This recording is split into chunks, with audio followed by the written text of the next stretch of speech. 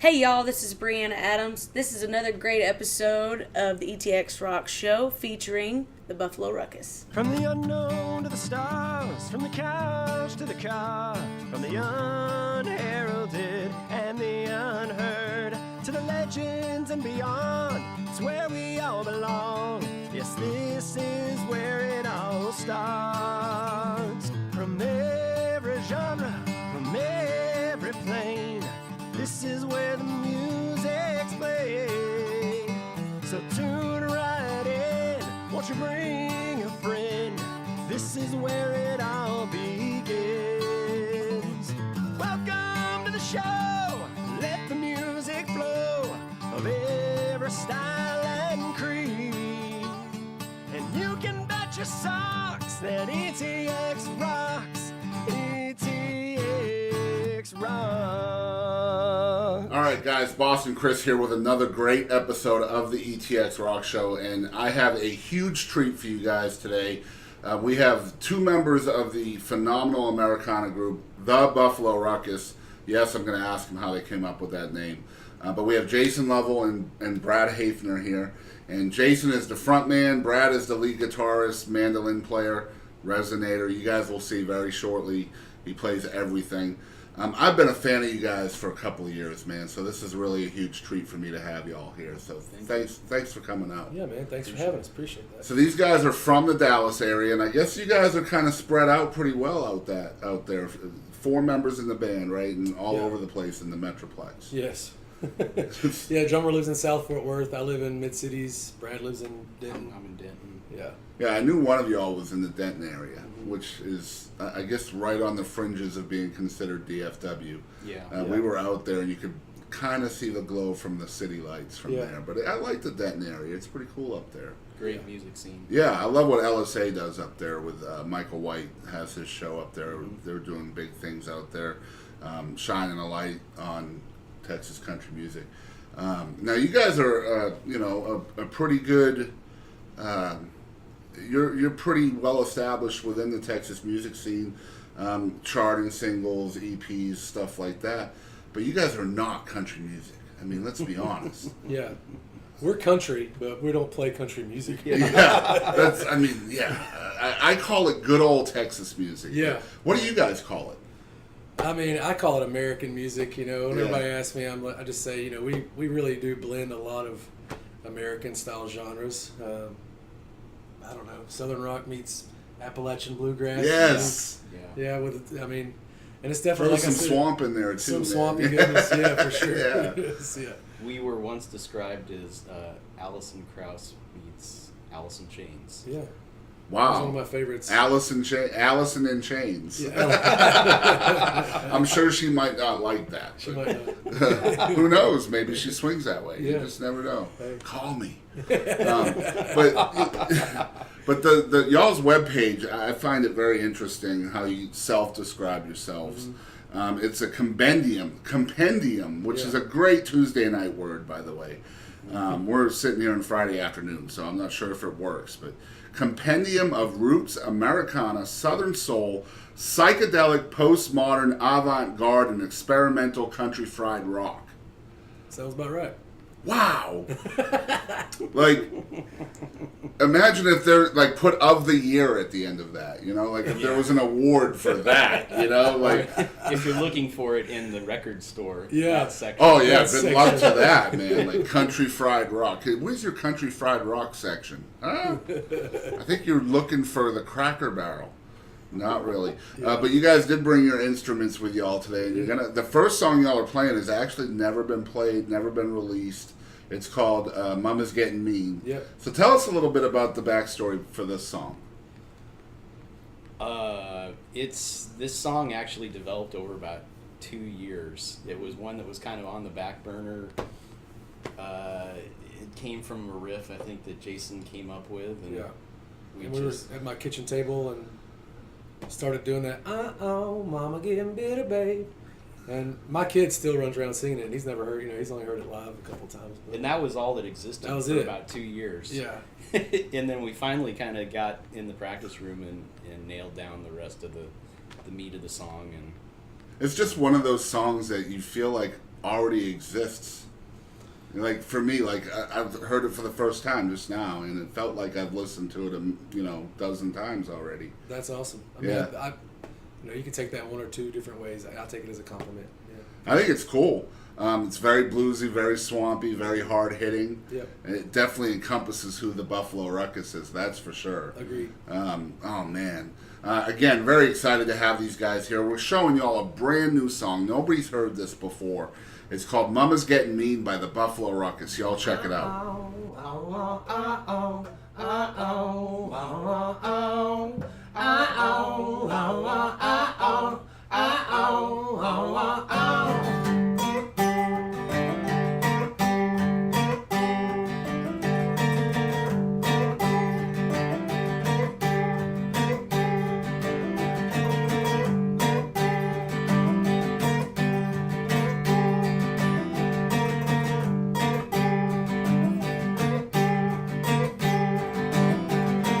Find my troubles in the bottle.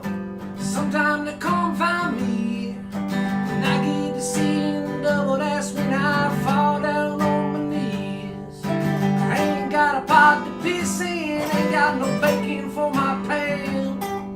So pour me another and I sit out back and I wait for the pusher man. 'Cause you know, mama get bitter bad. Mama get mean. Mama's getting bitter, babe. Mama's getting mean. It's hot out here in the desert. Miss the shade of a pine tree. My lungs are on fire, my dogs are barking, and I think they's hauling fleas. We ain't got a drop of water, but we got this here jug of wine.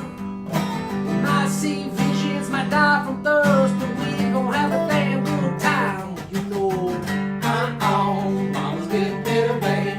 Mama's getting mean. Mama's getting bitter, babe. Mama's getting mean. Mama's getting bitter, babe. Mama's getting mean.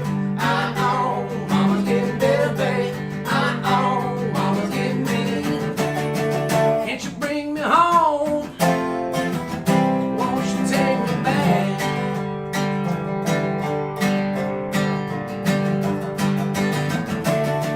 Can't you bring me home? Won't you take me back?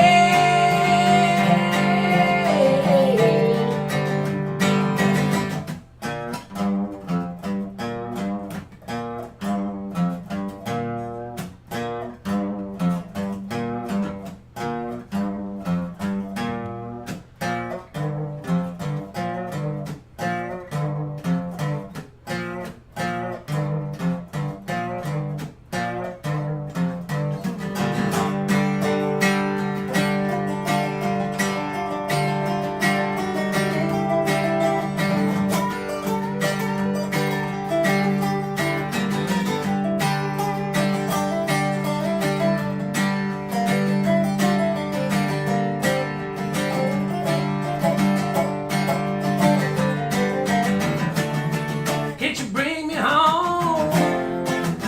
Can't you take me back?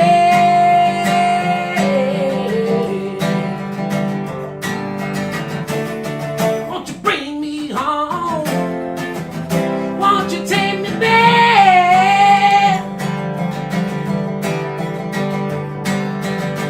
Mama's getting bitter, babe. Mama's getting mean. Mama's getting bitter, babe. Mama's getting mean. Mama's getting bitter, babe. Mama's getting mean. Mama's getting bitter, babe. Mama's getting mean. All right, so once again, we are back. We have Brad and Jason from the Buffalo Ruckus from the Metroplex area of Dallas-Fort Worth, or Denton on the fringes. And so, I mean, obviously the first question, how'd you come up with the name for the band? That was really, I mean, the story's kind of evolved, but if you cut it down to the basics, we were essentially looking for something that described like the sound of the band, and so it's a little chaotic. You don't quite know where it's going. Right. it sits well, I think, with the type of music that we play. So. Oh, I definitely agree. I love how you put the word "the" in front of it too. Well, I remember having that conversation like when we first got going. Like, should it just be Buffalo Ruckus or the Buffalo Ruckus? And I'm like, well, there's only one Buffalo Ruckus. It's got to be the Buffalo Ruckus. Yeah. It makes sense, man. It definitely does, and it's your identity too. I mean, you guys own it. It's so obvious. Like I said, I've been a fan for a long time. Cool, thanks, man. So it's cool to have you guys here. And I'm trying not to fangirl too much out there. You know how I feel about roots rock kind of music, and especially the swampy kind. But you guys, I just love what you do. So I would love to hear. Maybe it's kind of a cliche question, but just your influences to how you arrived to the sound where you're at now. For me, I got a boombox in 5th grade with 3 cassette tapes with it, and they were Guns N' Roses' Appetite for Destruction, Pink Floyd's Dark Side of the Moon, and Zeppelin 4. Wow! And how lucky were you? I'm pretty lucky. And then later, my dad would give me Stevie Ray Vaughan tape and a little mixtape here with Traveling Wilburys on it, and just I think he slowly was feeding me stuff, and that evolved into punk rock music for me in high school. I listened to a lot of punk rock. And your dad sounds like the coolest person on the planet. He'd like to think so. He's all right. He's pretty good. He plays music. He's church music director for a long time, and he's really where I started picking up guitar from, because he'd sit there on Sunday afternoons or whatever and pick and play and sing. And so I think I did. What was he playing on those Sundays? What kind of music was he playing? He loves like John Denver and the Eagles and storytelling stuff. Yeah, some of that old stuff. Yep. And I think he wrote a little bit here and there, but he barely picks up the guitar anymore. Whenever I pick it up at his house, it's the same strings from 2 Christmases ago. Right. I'm like blowing the dust off of it. But so like I said, and then punk rock, and then moved into more indie kind of stuff, and always laid on Willie and Waylon. Yeah. Just kept them always. They were always in the back pocket. And, that's pretty much where I'm at. What about you? Because man, your style of playing is so unique. Well, thanks. Yeah. That's nice to hear. I really kind of started off more in the blues rock side of things. Went through. I've played with just about every type of band. From hard rock to even like some Tejano stuff when I lived in Arizona. Cool. So I got a degree in classical guitar and kind of incorporated some of that So stuff. now that does not surprise me at all, like the classical nature of stuff. Well, it helps like playing different instruments for sure, and kind of having a good foundation and everything. But yeah, I mean, I'm huge. Like, we're both big Allman Brothers fans. I listen to a lot of bluegrass. My dad's a big bluegrass fan, so that kind of... Which one of y'all is the Beatles fan? Because I hear that a little bit in some of your songs. I love the Beatles. I'm not, like, diehard. Yeah. Yeah, I do like the Beatles. I hear it shining through, especially in the second song you're going to play on the episode, the Born to Die. I heard a little bit of the Beatles in that song. Great. Yeah. Awesome. So I was wondering, kind of, man, I wasn't expecting that. That's great. Do you guys get that a lot when you're playing shows? Like, man, I wasn't expecting that at all. Yeah, we do. Just because I think the best compliment we got was a few weeks ago. For me, was when you first started playing, nobody knew who you were, and by the end of your first set, you were everybody in the room's favorite band. Mm-hmm. You just kept it exciting when nobody ever got bored, and that's what our show's really dynamic. Yeah. But yeah, people are always like caught off guard or surprised by some of the directions we go musically. So, yeah, because I mean, you look the part, like a Cody Jinks style of music, but that's not who you are. Right. You can definitely hear some of those punk inflections here and there. We have a friend of ours, his name's Alan Wayne Nichols, has a band called The Outbound Train, and he calls his style of music cowpunk. Awesome. It's like hillbilly with punk music kind of mixed together. Or doomgrass is the other thing he likes to call it. Yeah, you guys should check him out. I think you'd like him. But yeah, it's definitely the same kind of vibe that I get from them. I get from y'all as well. We've never seen a live show for these guys. The first time I've ever heard y'all in person was today. But I mean, I've been listening to y'all for at least a couple of years. The records that you guys have out are just immaculate, perfect listening stuff. Road trip kind of music, man. Like really gets your heart pumping kind of music, you know.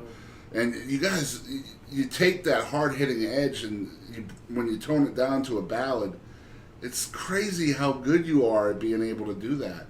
So when you're putting together your records, what kind of strategy is there for y'all in placement of songs?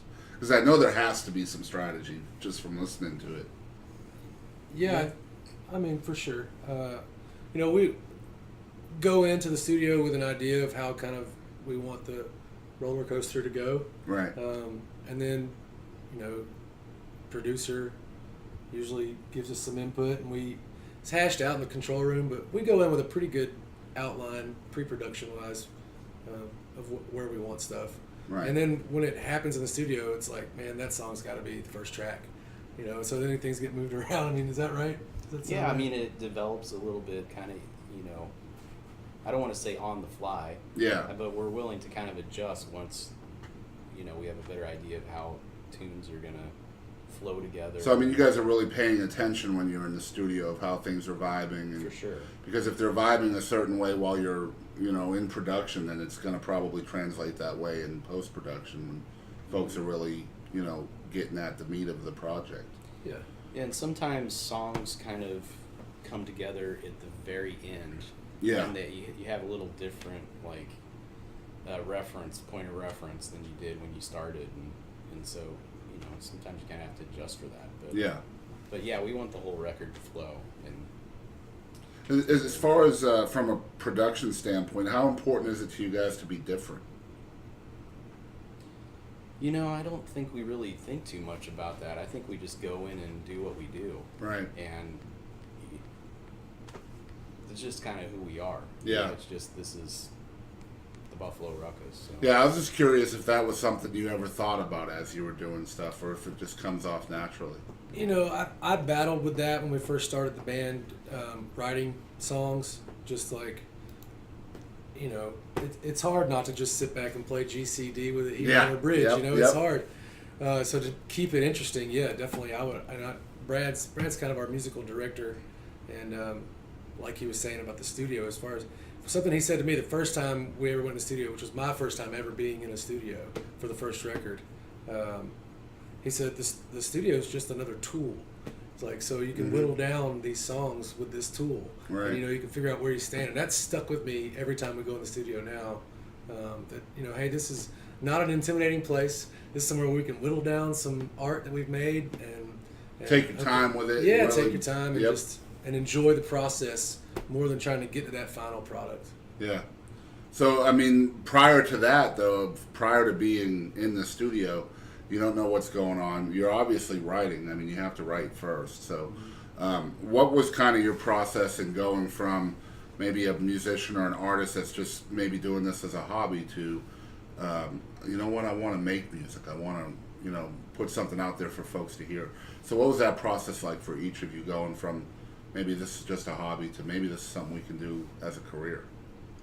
Well, I think our experiences are probably a little different in that in that realm. I mean, like I said, I've played in bands since I was 15 and followed music and into college, etc. So I always had some kind of goal that I wanted to continue to create and take it as far as I could. Plus being classically trained, so I mean, you probably already knew this is something I want to do, you know.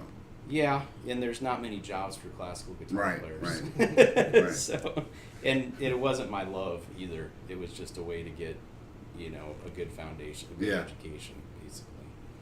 I think that classically trained background also allows for you to be pretty open in your freedom in kind of, you know, getting your art out there, being more creative and knowing what you can do and what you can't do, kind of what your limitations are, you know? Well, it definitely, the music that I was able to study because of that was, I mean, it's just, there's so much music and there's, you know, so many different approaches, and so that, I think that was, you know, really valuable.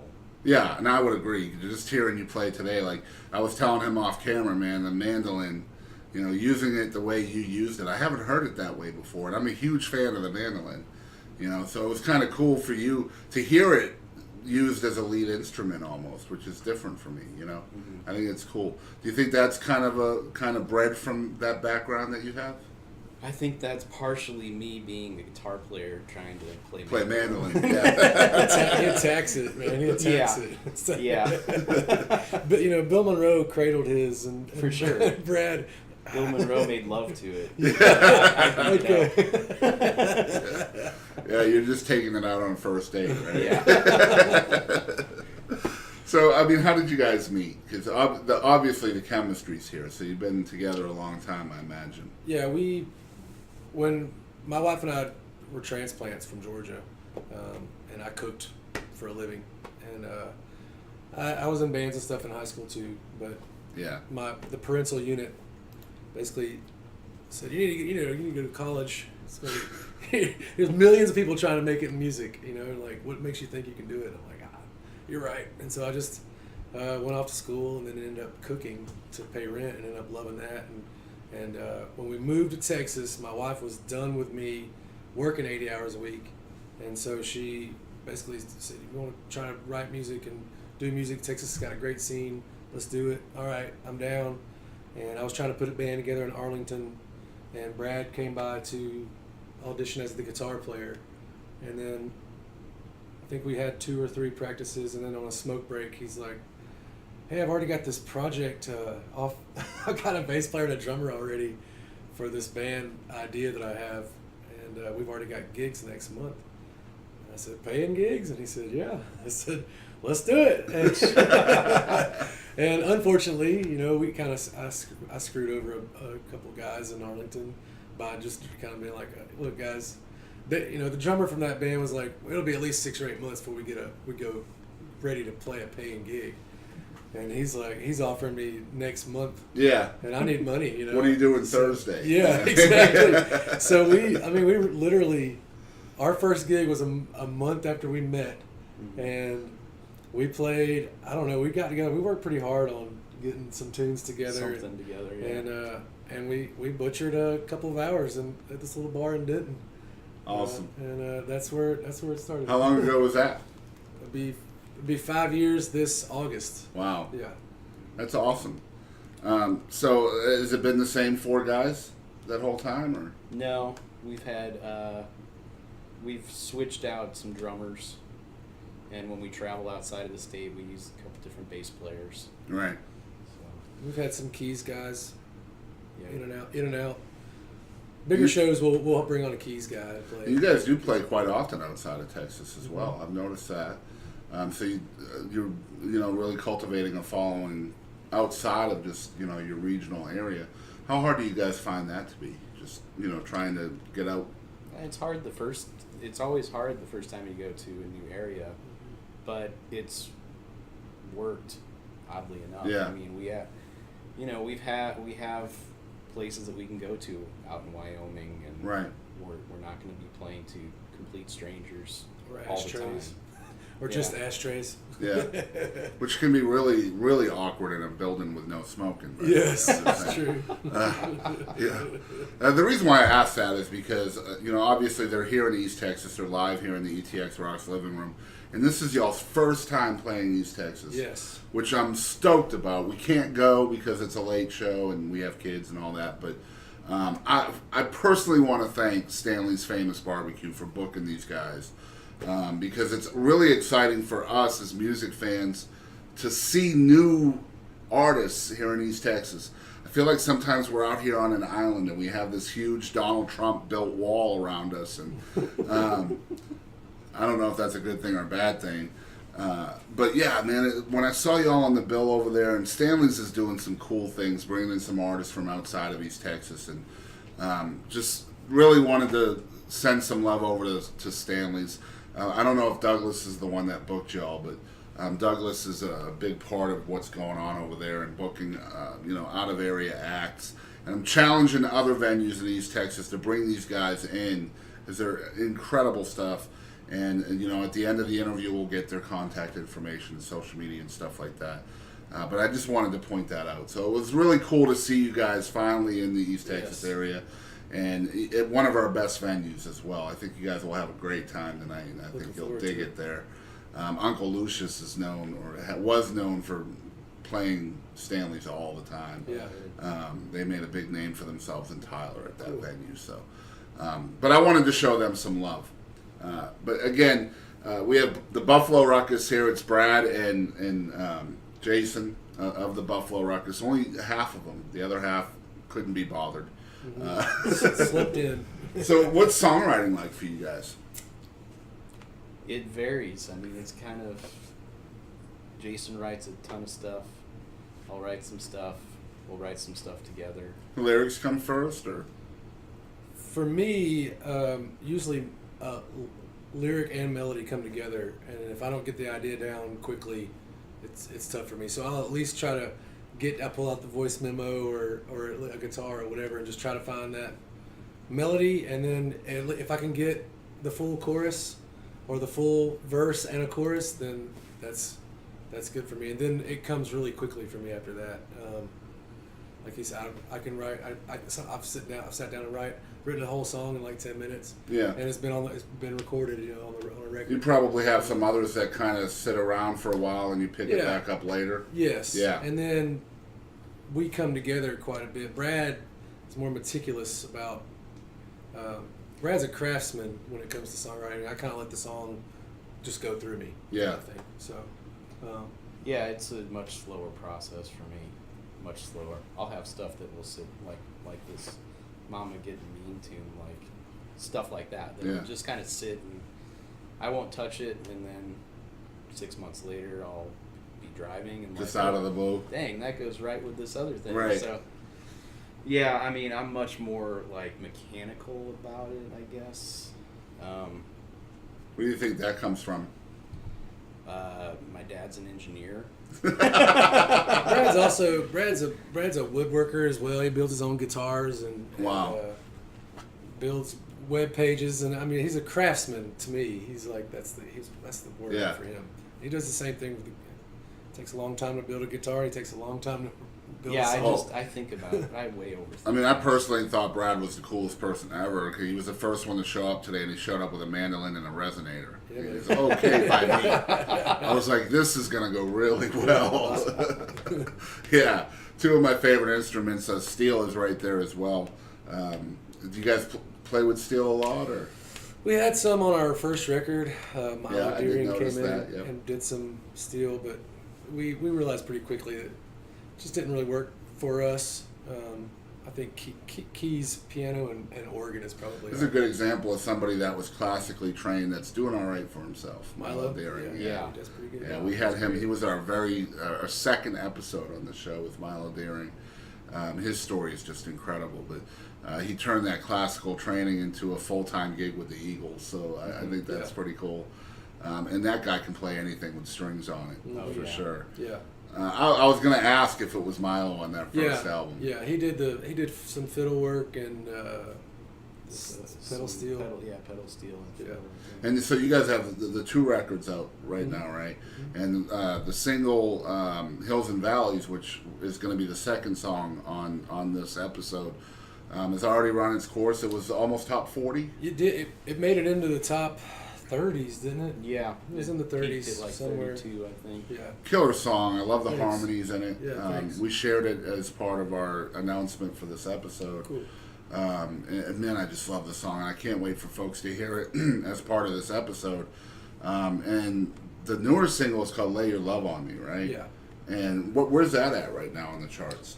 It's at 40 right now, I think, dead on. Yep. And, I know you guys are couple pretty weeks. predominantly in the 40s and 30s. You're up Yeah. there quite heavy every time I see a song out.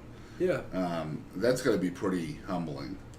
It's exciting to me because, Yeah. like I said, See some of your heroes' names all yeah, around and it's you. like and- sitting right there next to, I don't know, whoever.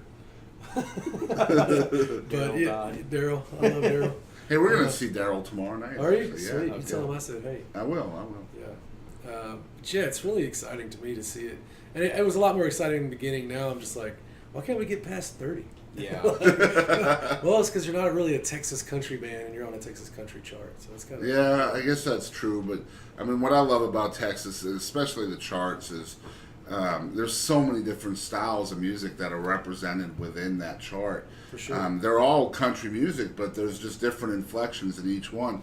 I mean, obviously, Aaron Watson and Jason Boland are not the same artists. They're not the same style of music, but they're both Texas country. And that's what's cool about living in Texas as a northerner from Massachusetts, in case y'all didn't know out there. But yeah, man, it's just Americana, and there's soul music that's part of it, and R&B even sometimes. Yeah. You still have your artists here that are a little more pop sounding and stuff like that. But the charts here are so cool that everybody has a place there, and everybody has a niche that they can kind of carve out for themselves. Mm-hmm. And that's what's cool about reading y'all's biography on your webpage and hearing that 30-word genre. Because it fits. What you guys do is listenable and people really resonate to it, and I don't think you guys are the only ones that dig what you're doing, so I mean that's good, right? Yeah, absolutely. Yeah. And so are you guys working towards another record now, or? Yeah, we're actually scheduling rehearsal times and stuff like that over the next couple of weeks. Our drummer has he's got a video business, and they've got a bunch of things they're going to be doing in June. So we've got some downtime in June to kind of tighten up some songs that we've written and flesh them out a little bit more, and yeah, just kind of work towards that. Cool. And when can we expect the next radio single? It will probably be, I would August say, or so? yeah, Probably August. Do you know what you're going to release yet? I'm leaning towards one that probably won't do very well in the charts. It's called Howlin' Train, and we just got really access to it. Yeah. From someone recorded it for us as a like a demo? like a demo to push, like to pledge. What is it called? To pitch. Pitch songs, and dude, that song rocks. And yeah, it's pretty heavy though. It's ballsy. It's really like a rock. It's a rock tune with a little southern flavor. That's okay. Yeah. That's just one. I mean, I think there's a couple of other singles off the actual Peace and Cornbread that could go possibly. What a great title for an album, by the way. Did you guys bring copies of that? Yeah, we've got some. Oh, cool. Man, I love the frickin' album art. Yeah. You know, I was playing it in the car the other day, and my son said, "Is that flying cake?" It's flying. It's tatted right here, a little flying cornbread. Okay, yeah. I was like, "What is that, pie?" I'm like, "No, man, that's cornbread." It's flying cornbread.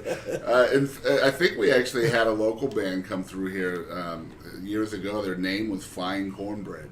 Oh, that's great. I really think, if I'm not mistaken, I think that was David Baxter's old band name. I gotta beat Flying them. Cornbread.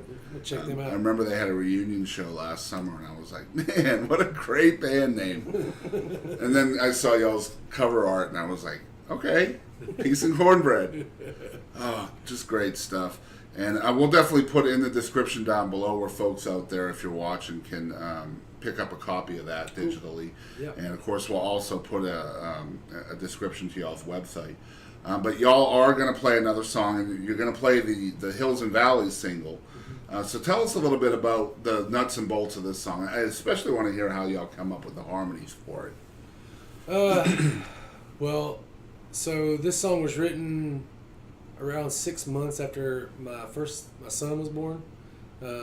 She was born in 15, so somewhere along in January of 15. So somewhere along the summer, my wife just went through a really bad postpartum, really dark, and that song just kind of came out, and it was pretty quick and easy. And we started picking around on it at acoustic shows and stuff like that, and it really took a turn for greatness in the studio.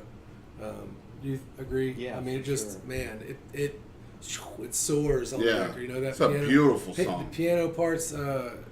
David Kramer, is that his name? Daniel Kramer. Daniel Kramer.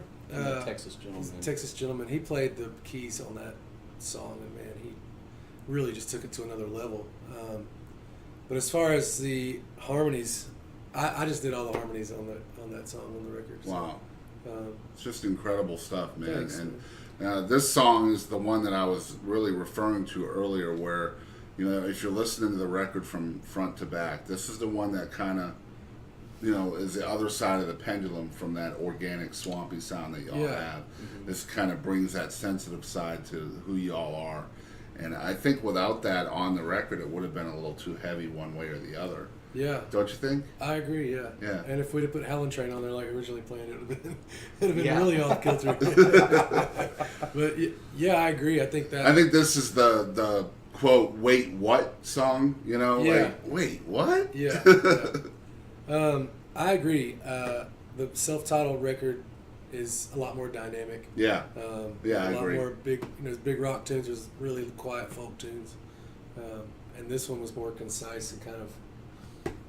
It was a smaller channel that we took, I Yeah. guess. Yeah. I just love the jam. I'm really excited that y'all played it today. And so you guys check it out. It's live and unplugged here in the ETX Rocks living room. It's Hills and Valleys by the Buffalo Ruckus.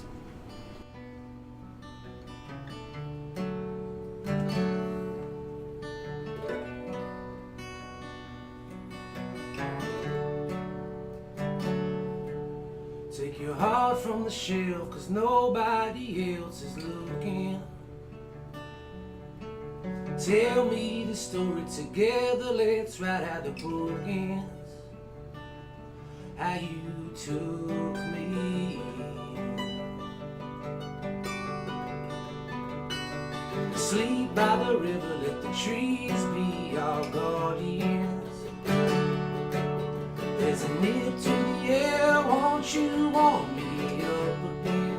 I wanna breathe you in. Hills and valleys, deep and shallow, rough and tumble times. I ain't got no strength for worry. Got these hills to climb.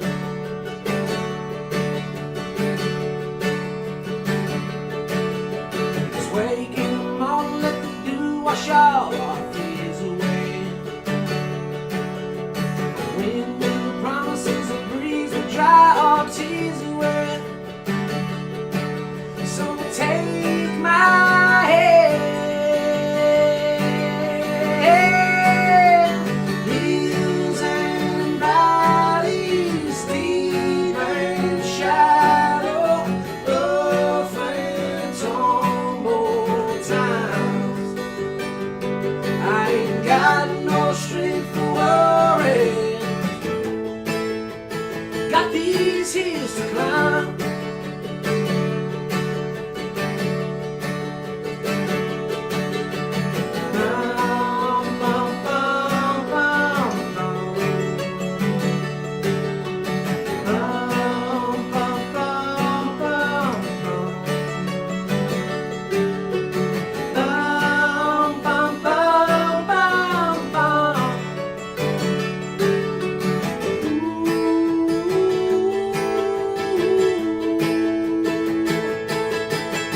You're an open book, I love to turn your pages.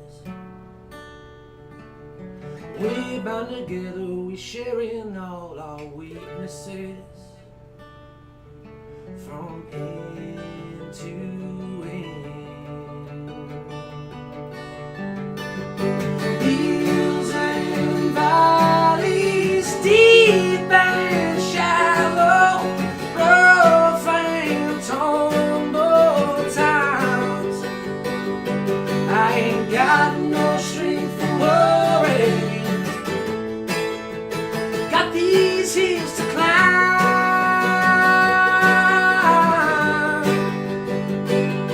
I ain't got no strength for worry. Got these hills to climb.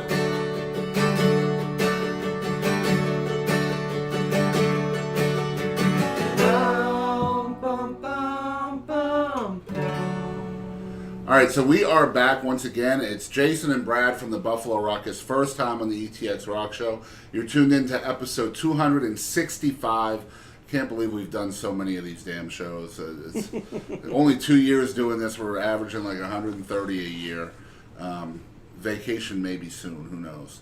But if folks are hearing about y'all for the first time, where can they follow along with the social media stuff? Everything at Buffalo Ruckus. We're on Instagram and Twitter and the Facebook. Yeah. Website is buffaloruckus.com. Yep. And so that's without the in front of it, right? So Well, thebuffaloruckus.com, buffaloruckus.com, and spreadtheruckus.com all go to the same place. Yeah. Okay, very cool. And once again, I say it every show, you don't know how much it supports an artist just to hit like or follow on their social media.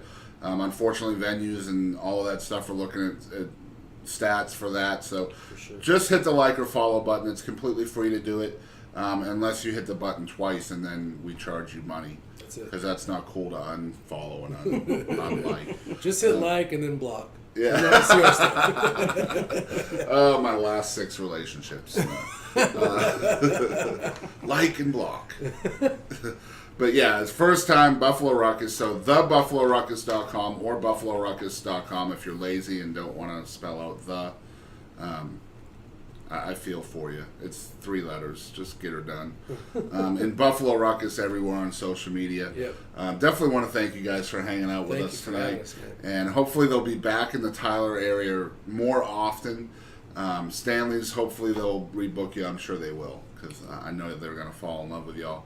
All right, so once again, 265 with the Buffalo Ruckus from the Metroplex. Make sure you're following along with everything they got going on. Again, all their information is going to be in the description down below. You can pick up a copy of their record, Peace and Cornbread, that's also going to be in the description down below. So click on it. It's probably, what, $10 for the record, maybe less than that? $10. Yeah. Support the artists, y'all. Buy the music.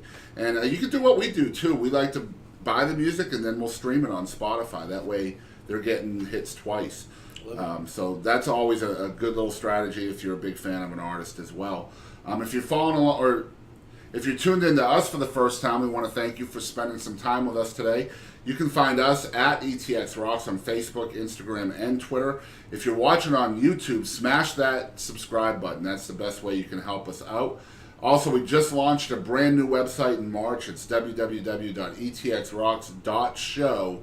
And we have over 10,000 hours of content on that webpage at your fingertips, from full-length episodes to live performances, intimate stuff like today, and a live internet playlist for that includes all of our live music that's been performed here on the show. By the time you guys get home tonight, y'all's 3 songs will be a part of that playlist. Cool. So make sure you're checking that out. It's a very cool little website that we've started. Also, we're completely self-funded on the show, so we've set up a donate link if you guys would like to help us out. You can find that at www.paypal.me/ETXRocks. And we'll take anything from a nickel to $1 million. Nothing over $1 million, though. In fact, try to keep it under $1 million. Like $800,000 will work. You don't want to move into the next tax bracket. No, exactly. And a good way you guys can accomplish that is like send us yen. You know, a couple million yen. Yeah. You know, that's like a meal at Cracker Barrel, you know, or something like that. A couple million yen. That'd make me a millionaire, wouldn't it? Yeah. Hell yeah, it would. All right. And definitely want to thank you guys out there that have contributed. You're helping us stay on the air and helping us upgrade our equipment and stuff like that. So thank you. And also, as we always say on the ETX Rock Show, we want to thank you guys out there for always supporting live music of all genres and all styles. And don't ever forget, ETX rocks! That's right.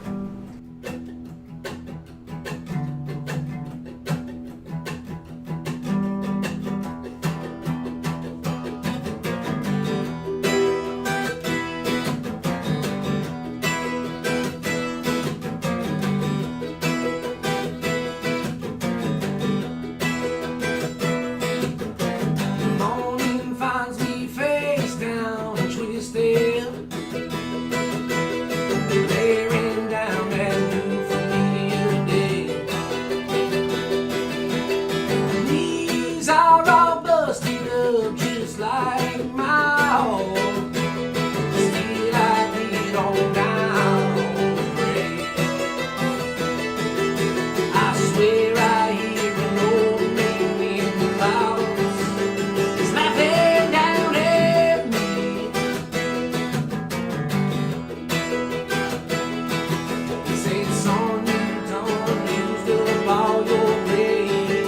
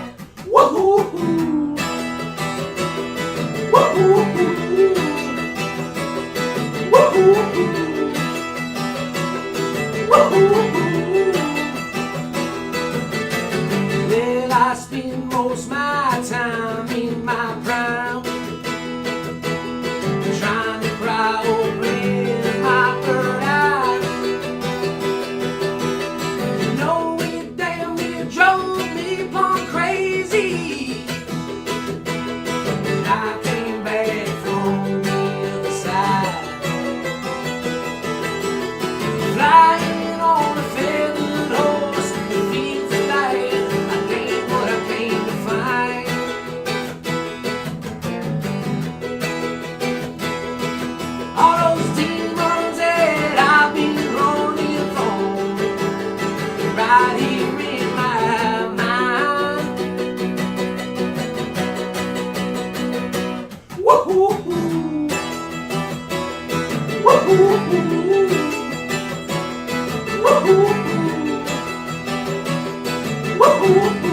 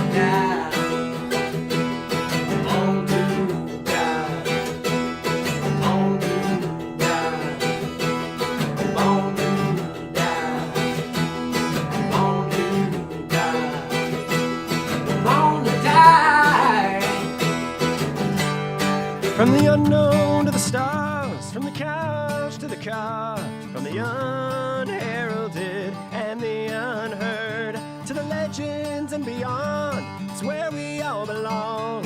Yes, this is where it all starts. From every genre, from every plane, this is where the music's played.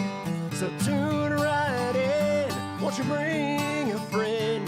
This is where it all begins. Welcome to the show. Let the music flow of every style and creed. And you can bet your socks that ETX rocks. ETX rocks.